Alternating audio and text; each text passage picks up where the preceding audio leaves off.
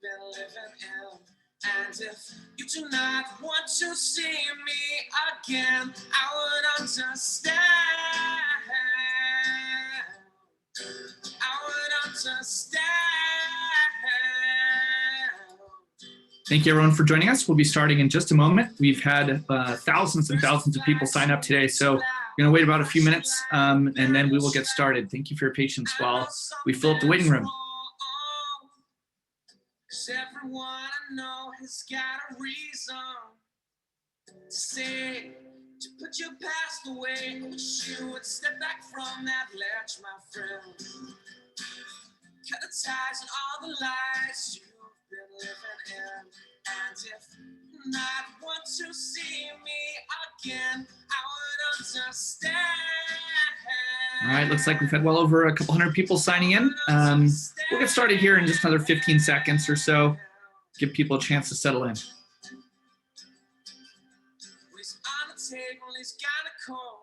do not think no one knows what they're doing here. All right, thank you guys for joining us. We did a special intro with a song today. That was Lewis Tuff covering one of my favorite songs, and Lewis is a special guest with us today, so we'll get to hear from him a little bit further in this week monthly recap. So we have named this one When the Game Stops. We're going to be talking a lot about both how retail consumers are interacting with trading platforms today. We're also going to look under the hood at blockchain.com and speak to one of the principal architects of the entire exchange here, Lewis Tuff. So buckle up. My name is Nicholas Carey. I'm the co-founder of blockchain.com. I'm also the chairman of the founding commission for the sustainable development of blockchain technology, an organization that partners with the United Nations. And then I also authored The Future is Decentralized. So I'm really keen to visit with everyone today, and we have so much to share with you. So we're going to go ahead and get going. Move on to the next slide, please. I want to talk to you a little bit about blockchain.com. So for those of you that don't know, we're on a mission here at blockchain.com, and we believe in creating a financial system for the internet that empowers anyone in the world to control their money. And mostly we're known for being the world's most popular cryptocurrency wallet. We started off supporting Bitcoin back in 2011, and now, as you know, there are many different cryptocurrencies. We've had over 65 million people sign up for a blockchain.com wallet. So if you're new to the space, you're at the right place to get started. We're also pretty well known now for the blockchain.com exchange. Our Explorer and data products are well used by academics and researchers and anyone that wants to confirm that a transaction's happened. We also have a few other features you might want to know about, including our borrow feature, the ability to purchase crypto quickly with a credit card or your bank account. And then we recently launched the ability for you to earn some interest on your crypto. So if you have kind of a long-term perspective and want to hold your crypto, but also earn some interest on it, this is a really great feature for you to explore. And in one of our future slides here, we'll publish our rates that we have updated. We update those on a monthly basis, and we're always trying to get to you guys the best opportunities to make your crypto work better for you. And finally, we have an API for all the nerds and engineers out there that want to interact against the blockchain.com platform and maybe build your own experiences as well. So love to get your feedback on any of these features. As usual, we're trying to build stuff that's more useful and works for you. So over the past month, we've made a lot of little updates in the background. Make sure you've got your iOS and Android apps updated from the app stores. It's super important to keep those things current. We've been improving the swap experience within the wallet. It's now faster and more reliable than ever, and we've launched some new capabilities in there. So if you haven't been using that, it's definitely a great way to make some quick trades. We've also launched a new asset, which is wrapped digital gold in the exchange and wallet. New interest accounts for different assets, including Bitcoin Cash and Stellar. And we've launched a couple other features to help attract new users, including a widget you'll find across the blockchain.com marketing pages. And then most interestingly, if you want to keep up with what's happening, we've also started a podcast recently. Just yesterday, we interviewed Anthony Scaramucci, the former communications director of the White House and the founder of Skybridge, which is a $7 billion alternative investment initiative. And they have a large Bitcoin fund now. So it was really interesting to hear Anthony's story and how he's developed conviction for crypto. Definitely sign up for the podcast. It's available at all your favorite streaming venues. All right, so here's a quick screenshot of the mobile wallet for anyone that hasn't seen one before. It's basically like a bank in your pocket. Definitely check it out if you don't already have one, and make sure you always keep those things current. And here's a recent photo as well of blockchain.com interest rates. So we're updating these on a monthly basis, but you can earn interest on your crypto. So for Bitcoin, 4.4%, Ethereum, 6.5%, 8% on Bitcoin Cash, 8% on Stellar. And we have an incredible 12% on Tether and our US dollar PAX offering as well. So if you want to have your crypto work for you while you're sleeping, you can use it in the deposit feature with the interest inside our wallet. So definitely sign up for that.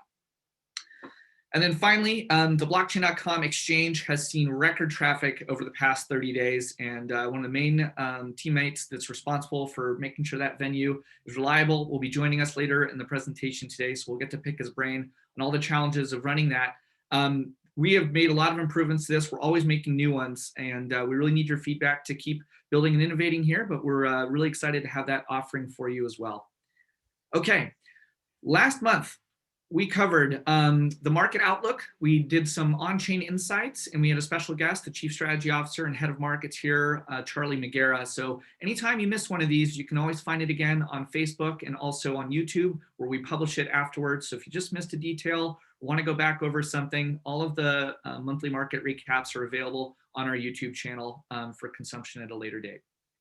So today, we are going to be concentrating on a few things. We've got the market outlook, again, on-chain insights, and then we have a special guest, Lewis Tuff, VP of Engineering here at blockchain.com. I'm really excited to interview him.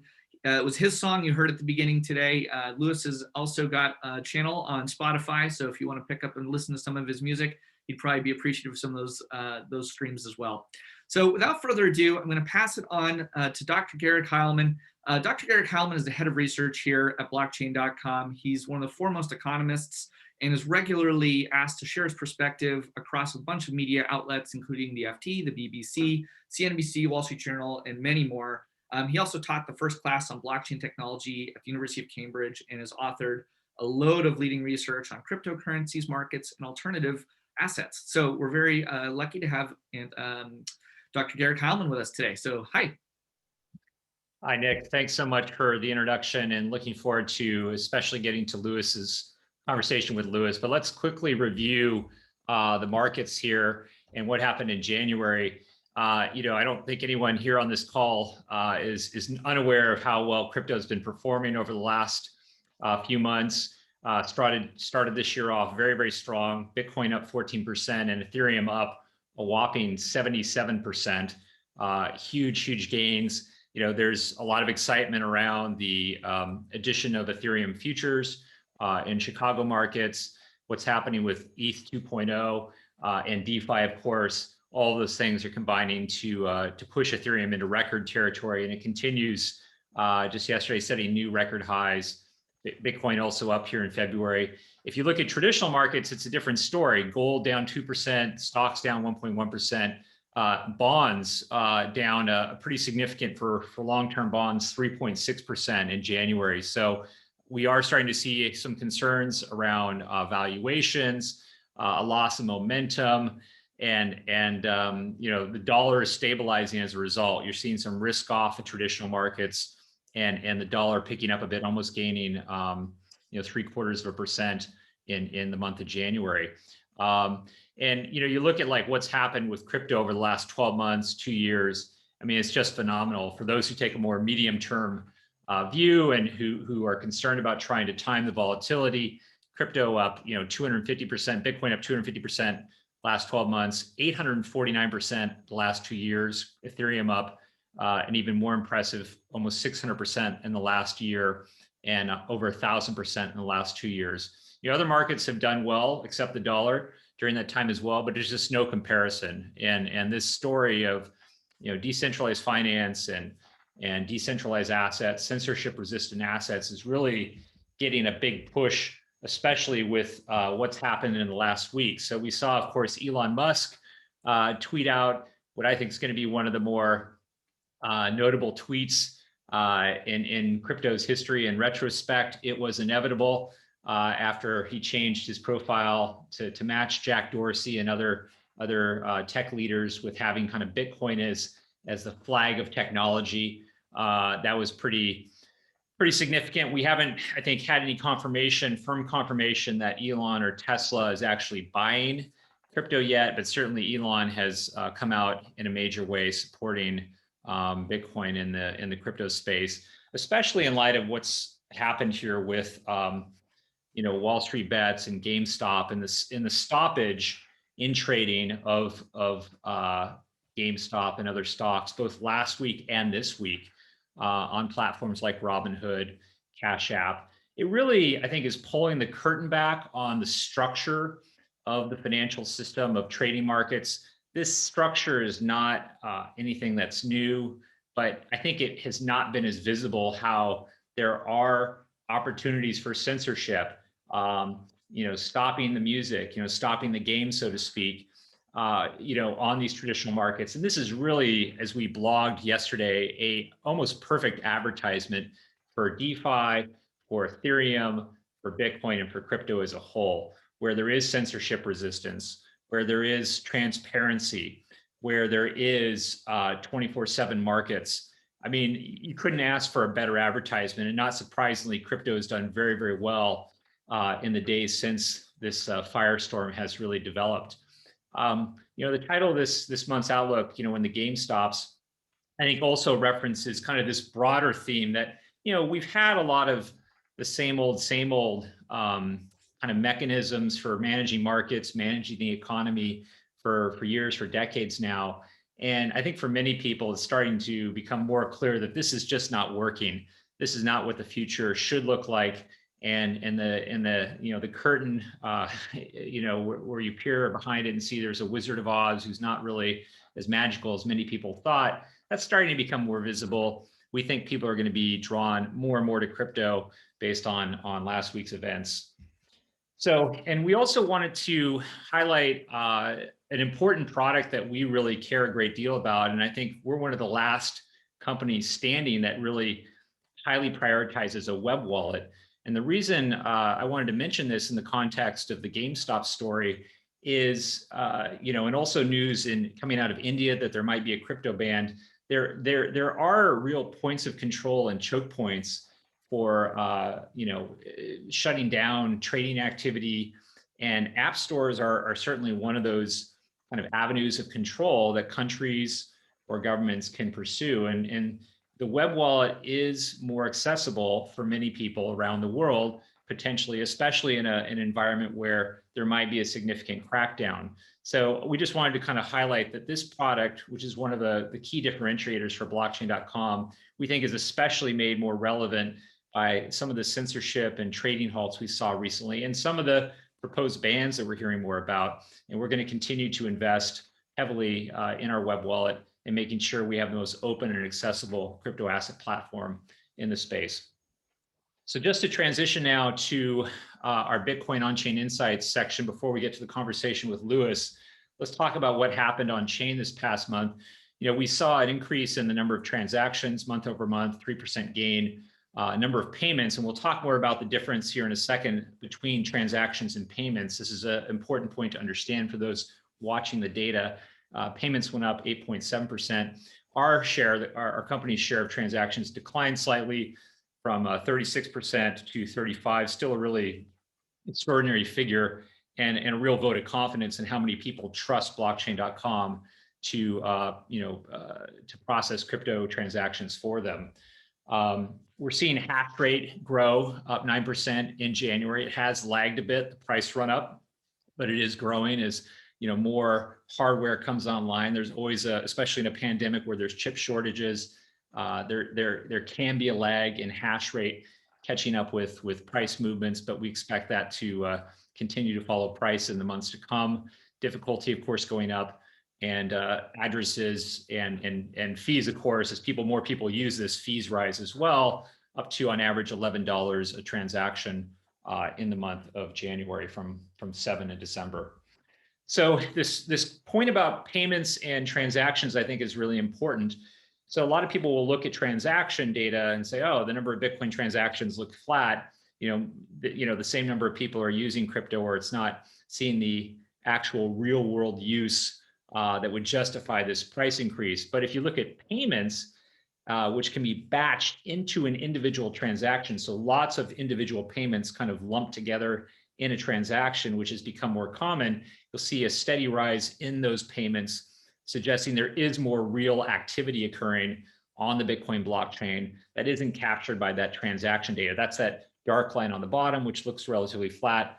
The payments line is the red line that's kind of sloping nicely upward, along with the increase in price and market value we've seen. So there is real economic activity happening, especially when you're paying $6 or $7 or $11 in fees. This is not fake activity. These are real transactions that cost real money to send, and they've been marching upwards along with the price and the value of crypto. But high fees are not necessarily great from a number of perspectives. We've seen Ethereum fees often climb even higher than Bitcoin's, sometimes over $30 on average per transaction. Bitcoins, of course, are up there as well. And we've talked on other podcasts and at other events about how, in particular for Ethereum, we're a little concerned about the high fee level for the reason that stablecoins have now been authorized and blockchains have been authorized by the US Office of the Comptroller to be used for payment settlement by traditional financial institutions like banks in the same way that SWIFT and other traditional payment rails can be used. And there is this concern or possibility that, boy, if there was a real flood of stablecoin activity, like an order of magnitude increase, say a JP Morgan started wanting to use stablecoins and blockchain rails significantly, that the Ethereum network just couldn't handle that kind of flood. And it does open up the possibility for, I think, competition potentially, if we were to see such an order of magnitude increase in stablecoins because of the capacity constraints and high fees on the Ethereum and also the Bitcoin blockchain currently. So something to keep an eye on. We also wanted to highlight our data and our tracking of the different mining pools and what's been happening there. These are, for those not familiar with mining pools, these are basically networks that are formed to coordinate mining activity amongst individual miners to more efficiently and process, or I guess smooth payments is probably the easiest way to explain it, to smooth out the revenue that miners earn by hashing and securing the network. So we've seen Binance, a relatively new entrant, their pool has grown. It hasn't grown to a level that, as some were worried about, would reduce the degree of decentralization. It's actually, roughly about the same size as some of the other leading pools that existed before Binance's entry into the marketplace. And so I guess what we wanted to really say here was, this concern that was raised about Binance dominating the mining pool space has not manifested. And actually we've seen, kind of an increase, arguably, in decentralization amongst the bigger pools. There's now another big, strong player in the mix. But at the same time, if you look at the data, you'll see that the other category, which may represent individual miners not affiliated with a pool, has decreased. So we've seen maybe a loss of kind of distribution there. So it is something to keep an eye on. We do want to make sure that the mining network is sufficiently decentralized. That's a key part of Bitcoin's value proposition. Okay, so now the main event that we've all been looking forward to, our fireside chat with Lewis Tuff, VP of Engineering at blockchain.com. I'm going to stop sharing my screen so we can all see everyone. Lewis, welcome. Hi, welcome. Thanks, guys. It's great to be here. So sorry to pull you away from your keyboard and probably launching new features or fixing those pesky bugs. I was going to ask a few questions to start with, and then I know Garrick had probably some ones you wanted to follow up with too. So as you know, we have a tradition here at blockchain.com. We always like to ask our teammates how they earn their first buck. And then we wanted to ask you the same and get a sense for how you got started and then what you're sort of focused on today. Sure. Yeah, I think in terms of first pound, being here in the UK in London, there's actually doing a paper round. And so the interesting thing here is actually I took on multiple paper rounds over a short period of time to save up to build my first computer. And so, yeah, over a 6-month period, I managed to save up £100 per month. And then actually, yeah, built my first computer at a young age. And that kind of got me started on the whole experience and journey. That's pretty funny. The Anthony Scaramucci, who we interviewed yesterday, his first job was also doing a paper route, and now he has a $7 billion alternative investment fund. So anyway, looks like a good place to start. One of the questions I had, you've had an incredible career. You worked at Goldman Sachs. You led trading teams at Revolut and built one of the first crypto engine trading systems there. What advice would you give to someone studying computer science today who's in university? What advantage can they maybe develop over their contemporaries to make them competitive to joining a crypto industry? Yeah, great question. I think the great thing about what we have now, all the introduction of technology and social networks over the last kind of 5 to 10 years, and the kind of proliferation of mobile first experiences, there's like more and more opportunities than ever before to join communities, discuss online around topics and key kind of areas of interest. So I think my advice would be get yourself out there, join one of these forums, whether it's Slack, whether it's like Discord, whether it's going on to kind of new Clubhouse, and checking out kind of and hanging out with like-minded individuals and just discussing these topics. I think kind of surrounding yourself by people that know way more than you do is one of the kind of fastest ways to accelerate your learning. That is great advice. And I think finding those cohorts that, challenge your thinking and that you can learn from is something, if you can do across your entire career in life, you'll benefit from extraordinarily. I guess one of the questions I wanted to follow up with, and then I'm going to let Garrick pile in.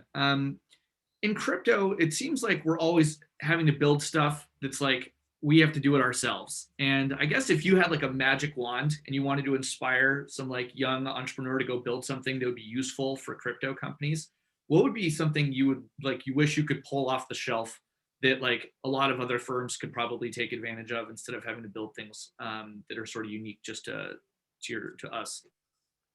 Yeah, I think actually the whole treasury management is a huge unsolved problem, and every company that we speak to, and including our own, has to kind of build out this huge amount of infrastructure to kind of operationalize at scale the movement of funds, whether that's fiat or crypto assets, between venues, between brokers, between bank accounts. And that is a huge problem. And it takes a lot of time, effort, and massive amount of teams and individuals to run that. So like, yeah, building a platform that aggregates that together and creates a very slick user experience that is kind of fully audited, has kind of governance, policies, controls, would be pretty interesting.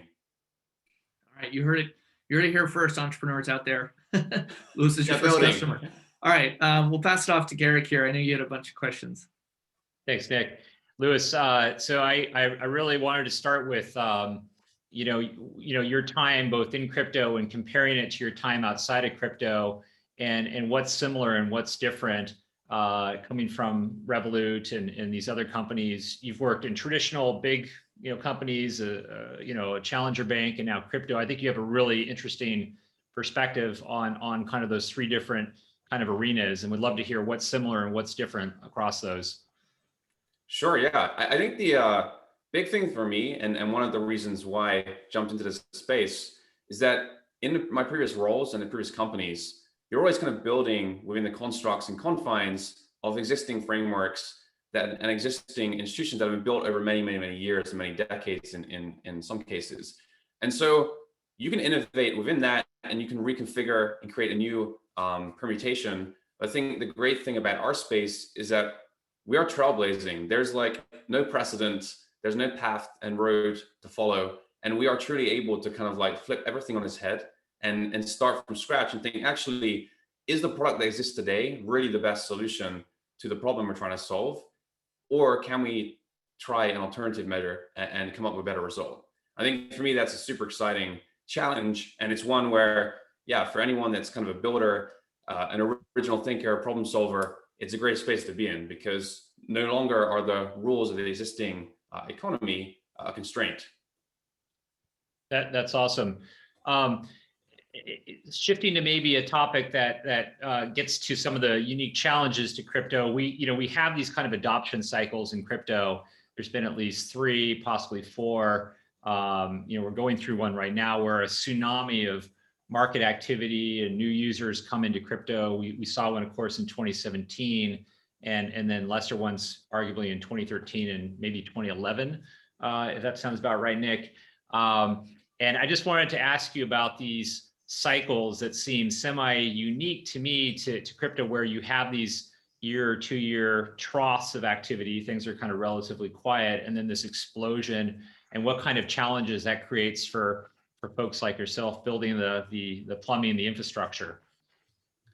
Yeah, I think a lot of companies that are building at scale do kind of see similar peaks and troughs. And that's not just kind of unique to the crypto industry, I think that happens elsewhere. So like examples of social networks with everyone being interconnected globally, you suddenly have a viral video and you're going to get massive amount of views on that and lots of traffic all concentrated to one website or one video stream or one bit of content. So I think like those kind of challenges do affect kind of many industries and many companies that are building at scale. And I think the key thing to note here is like, it's very much part of building out a reliable, robust distributed system that you should be able to absorb some shocks. So kind of a sudden spike in traffic, which then kind of subsides, is something you should be able to handle, and is kind of part and parcel and fundamental to building out robust distributed systems. But I think the problem comes when that compounds and is then sustained over time. And so then what you see is like some of the platforms struggling because any kind of small inefficiencies that you can kind of gloss over on a short time horizon suddenly become huge problems if that traffic lasts and sustains over kind of a week or a couple of weeks or multiple months. Great, thank you for that perspective. Love to hear from you some of the things that you've enjoyed working on most since you came over to blockchain.com and the crypto space. We've done a number of really innovative things. Would love to hear more about those and some of your war stories around those new products and services we've built out. Sure, great question. Yeah, I think for me, being able to lower the barrier to entry to getting individuals globally exposure to cryptocurrencies has been a hugely exciting challenge. And I think with some of our brokerage products and swap, we've been able to do that at a global scale. And that's pretty unique because, yeah, in previous roles and my previous experiences, it's always been targeted to certain regions or certain areas.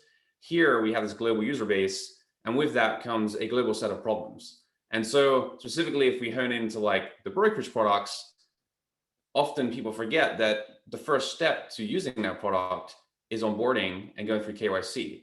And that is a challenge in kind of UK and EEA, but then you globalize that and then you say, hey, actually, we're going to accept identity cards, passports, and documents on a global scale.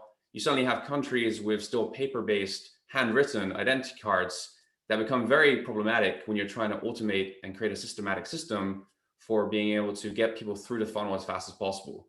So that for me is like super interesting and exciting challenge where how do you create the automation that allows you to scale globally and give everyone a same or very similar experience and crucially lower the barrier to entry. Yep, no, that's great. And another area, where blockchain.com did some pioneering work is on our airdrops program. And I think that really, illustrates nicely the point you make about kind of the global scale of, rolling out a new service or feature or product like our airdrops program, and how, you just have, incredible potential incoming demand for something from all over the world in a way that, a fintech or challenger bank that's working in very tightly regulated, controlled jurisdictions just doesn't have. And yeah, that can be tough, huh? Yeah, definitely. I think that's a great example where incentivizing adoption through free money is clearly a great initiative.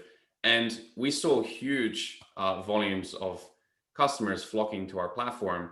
And it's funny because as part of the process of building out the infrastructure to automate and make the onboarding process as efficient as possible, we gave kind of these, what seemed at the time, pretty extreme projections to partners who were in kind of disbelief that actually that was even possible. And it wasn't until we actually rolled this out into production and suddenly everyone's scrambling to try and double down on making sure we can process these KYC reviews as fast as possible. And again, make sure everyone has a great experience. I think that really kind of took a lot of time internally. We got the cross-functional team together, we created a war room, and we had like dedicated focus for a number of weeks to make sure we had a robust, reliable, and resilient system. And also that the customers crucially were getting a great experience. And we brought in a number of partners to work very closely with to improve upon and build upon that success. So that is definitely, one that I will remember, and it was many sleepless nights getting that kind of under control. We apologize for the PTSD. We have a question from Q&A here from John. So the question is, the crypto sector has been plagued by failures of exchanges. Is that likely to continue, or do you believe that current exchanges are more robust than their predecessors? Yeah, that's a great question. We have seen that a number of notable names continue to be plagued by these issues. I think like that's something that we're very conscious of. And when we launched our exchange, we took a few different approaches to the architecture to try and solve for that up front. But ultimately, the problem with scale, and as that compounds over time, will continue to be this kind of cat and mouse problem that any company that is growing with the space is going to have to continue to solve. I think there will be a maturity level where that kind of plateaus. At the moment, there's this kind of trade-off of like, how much of your engineering time and team do you focus on core infrastructure work that allows you to keep and continue to scale, and building in that buffer in advance, versus actually shipping new features and innovating and being kind of ahead of the curve by adding new assets, more interesting products, and more interesting kind of user experience features. So this is the kind of constant battle that we think about internally, and is one that I'm sure other companies go through in the same way. But in short, I believe, yeah, we are going to get to a point where things are going to be more robust and stable. And I think we have been doing a lot at blockchain.com to ensure that for our customers moving forwards. Yeah, I mean, I remember back in 2013, 2014, if there was a run up in crypto, all of them were down simultaneously, and you couldn't trade anywhere. And so, you know, I do think that like many platforms, when the complexity increases and the scale increases, the challenges get cumulative. So it is tricky, but there have been improvements, although it just, they're incremental and it does take time. Go ahead, Lewis, Garrett. yeah, no, I just, thanks for that. On this question, I just wanted to bring in to the conversation something that came up on a radio recording for the BBC I did earlier. This is going to appear on the Real Story program, and we had a great panel, including Professor Timothy Massad, who's former chairman of the U.S. Commodity Futures and Trading Commission, and he was bringing in the regulator perspective on crypto, and one of the things he mentioned was how traditional marketplaces are regulated around their uptime and their resiliency, and that crypto isn't currently. And it's a really interesting kind of issue, I think, for the industry to think about. And I just wondered, Lewis, if you could comment on that and what that might mean for the crypto space if those types of regulations are introduced at some point. Yeah, that's a great point. I think it's something that we as a company are working towards, right, and hoping for, that regulation we see as a positive thing and will have a positive impact on the industry. And actually, it's funny because part of kind of the build out of the team and the architecture, we hired a number of kind of very notable engineers from ex-Wall Street, and they are used to going through that process of like any minute of downtime, they would have to be stood in front of the regulators the next day, really going through in a lot of detail the reasons why it happened, the remediation plan, and how they're going to ensure it doesn't happen again. So this is kind of some of the processes where we're trying to kind of front load internally to make sure we're prepared and in a good place. But it takes time, right? And you need a large team, you need a lot of process to be in place. And so it's definitely a work in progress, but something that we have the expertise internally and are working hard to employ. Great, Nick. I've got a few more questions, but happy to let you ask a few more or take some more from the audience. Yeah, we have a couple that have come in. I'll try and weave them in. One of them that came in that I thought was an interesting one is, how do you stay on top and keep up with the technical and economic developments in crypto? I mean, I know you've got a busy job, but part of it is also knowing what's coming next. So how do you do that, and what are your sources for staying informed? Sure. I mean, I listen to Garrick. That's probably first and foremost. But no, other than that, I mean, platforms that I use regularly, I listen to a lot of podcasts, and that's probably my primary source. I think in my year in review on Spotify, my podcast listening way outperformed my music, which is kind of probably a surprise for a lot of people. But yeah, I listen to a ton of different podcasts, ranging in different topics, but there's tons of great crypto-focused ones, economic and economy-focused ones. There's finance ones. There's ones about just tech industry, startups, entrepreneurship, and that's a great resource. Other than that, I think like typically Twitter, Reddit, the kind of usual forums and places where a lot of the kind of fast-moving news appears first and foremost. Yeah, I feel like I'm in all those same venues, and it's still overwhelming. That's why podcasts are great, right? Because they kind of condense and consolidate and filter out that noise and give you the best bits. Yeah, I love to just echo that, Lewis. I think the podcasting industry has just been incredibly helpful for people who can multitask and walk or do something else while they're listening. And I mean, as someone who I think is a bit older than you guys, I mean, the quality of the conversations that are happening on these podcasts, I think you had to go to, top business schools or be invited, to events like the World Economic Forum to get access to some of these kinds of conversations in the past. Now they're happening out in the open. It's incredible what you can learn, who you can listen to from anywhere in the world with an internet connection. And it's especially, I think, helpful to the crypto space to have so much good content. That's one of the biggest changes from, I think, 2017 to now, is how many great sources of reliable information there are for people to openly access. And it's funny, actually, like podcasts have gone through their own cycle, right? Because like 15 years ago, podcasts were super popular. And I remember listening to many back then, and they went down this kind of dip, and there weren't really any great ones coming about. And now in the last couple of years, we've seen this resurgence, and there's more content than ever, which is great, really great to see.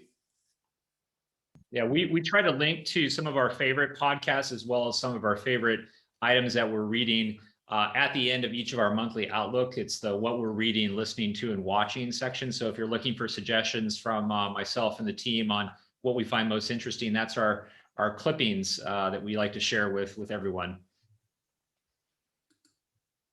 One of the questions was, do you have any examples of those podcasts? Not to put you on the spot, Garrick, but if you do have a few, you could maybe recommend to people. It'd be good. At least 2 people have asked about that. Yeah, well, Lewis already kindly plugged our podcast, and we just had this great one with Anthony Scaramucci yesterday. There's some other great ones I would definitely recommend. I think Anthony Pompliano, the Pomp podcast, I think is one of the most widely listened to, and for good reason. He gets great people on there. He asks a lot of great questions. He's very succinct. I think On the Brink, Nick Carter of Coinmetrics and is a great podcast as well. That's a little more in depth sometimes, but another good one if you're looking to get more into the technical weeds. Our own Bitcoin core developer who we fund, Soars Provost, has a podcast with, I'm going to butcher these last names. These Dutch names are always really tough for me. Help me out, maybe Nick or Lewis. Anthony Van Roodem, who writes for Bitcoin Magazine. Yeah, thank you. They have a great technical deep dive set of podcasts as well. There's just a lot out there. CoinDesk and NLW does a nice job. It's like, Laura Shin, Unconfirmed, is a great one.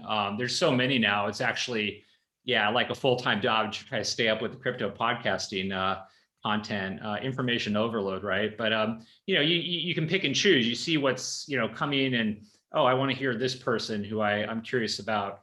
I think trying to listen to a diversity of voices, listen to industry folk, academics, regulators, hear different perspectives, I think is probably the tip I would give on how to sort through all that. That's good advice. Okay, well, I think we'll have maybe 1 or 2 more questions. I don't want to steal your last question, Garrick, so go ahead. Why don't you fire away? Well, yeah, during times like this where we're overwhelmed, I know we're doing a lot of hiring, and we wanted to kind of, Lewis, give you a chance to talk about, the hiring process, what you look for anyone on this podcast who's wanting to work in crypto, and you can also tell a little more of your own story. I think you have already a bit about why you came to blockchain.com, why you wanted to work in crypto, but yeah, talk to us about the hiring opportunity. Yeah, so right now we are hiring a phenomenal number of engineers across all different teams and functions. So I think like we have a lot of different interesting technical challenges, everything from kind of core distributed systems engineers that know how to build systems that scale in the cloud to actually like stateful trading systems engineers that know how to build low latency infrastructure that is really kind of tightly tuned to the underlying architecture. So I think there's a lot of different opportunities across the stack. And then we also have, the engineers on the clients building out our wallet. And so our wallet is quite unique, given it is a fat client and client heavy implementation. We're not just simply wrapping a backend API like many other kind of mobile and web clients. And so there's a lot of kind of deeper understanding and knowledge that you need to have there to kind of be productive and efficient in that role. I think in terms of what we're looking for, and what I look for in assessing candidates, we're looking at people that are kind of tenacious, relentless. They're able to really kind of drive forward in problem solving, critical thinking. They really want to understand how to get to the root cause of a problem and then build the most appropriate solution. And so I think if you're a keen builder, you're excited about our space, and you're kind of relentless in the pursuit of problem solving, then yeah, we'd love to hear from you. And we're really kind of looking for a range of backgrounds, range of experiences, and a range of different technologies. And for myself, like as mentioned, I think the jumping into a space where you really have the opportunity to not only influence and impact the direction of the company, but also the domain within you're working in, that's super exciting because suddenly the work you're doing is amplified and you can actually reach a much, much larger audience. Awesome. I mean, the only last question I had was, and I know you can't reveal too much about, too many specifics about what's coming in the pipeline until we're ready to make formal announcements. But we'd love as much as you can to share kind of what you're excited about. I think you've already touched on it, making crypto more accessible and easier to use, and but anything you can share about the roadmap and what people can look forward to, what you're excited about in the months to come would be great. Sure. Yeah, I think in abstract terms or general terms, to not give too much away, as you mentioned, I think like democratizing finance is ultimately the big aim here. Giving people access in a very easy, simple, transparent, and secure way across all of our platform is kind of the key aim and mission. And I think what we've seen with some of the problems that you raised at the beginning around kind of having these platforms that are ultimately gatekeepers to accessing various different products in the economy, that's problematic because if one person pulls out, suddenly you no longer have the access you thought you had. And so I think for us, it's about kind of opening up many different doors, wherever you want to kind of like manage everything in a self-sovereign manner and hold your own private keys, or you want to kind of like have a hybrid, or you want to trust a third-party custodian. We want to offer a range of services that really allow you to do that effectively and ultimately build a single platform where you can manage your whole financial life and health, right? So somewhere where you can transact, somewhere that you can share with friends and peers easily, somewhere you can invest over kind of a longer time horizon, and somewhere that you can actually explore some of the more interesting projects and tokens and assets that are coming out on a daily basis. So I think the whole kind of DeFi space is super interesting. It's very early, but again, our wallet becoming a portal into that world and giving you kind of very easy, consolidated and unified information is something that I'm super excited about building, because there is kind of a lot of disparate sources right now, and it's very fragmented in the space. So I think one of our aims is to like not only lower the barrier to entry and provide a greater user experience, is also to try and help consolidate and bring all that information together in an easily digestible manner. Fantastic. Thank you so much, Lewis. I mean, I think you couldn't have summarized it better. The mission is really one of the things that keeps everybody up here working crazy hours. We really feel that we can help build a more fair and equitable financial system for the whole world and wrap the whole planet in software that makes it easier for everyone to send, receive, secure, trade, and exchange digital forms of money. So, Lewis, thank you and your team for all the relentless hours. You're a tremendous culture carrier here at blockchain.com, and I always like learning from you. So thank you. And Garrick, we wish everyone a wonderful February. Stay safe and tune in for the next market recap in early March. And also please check out the blog, which will have a whole bunch of additional information we'll be publishing shortly after this, including a deep dive into the on-chain transaction data. And then if you haven't signed up for the podcast yet, please subscribe. We'd love to have you listen. Take care, everyone. Thanks a lot.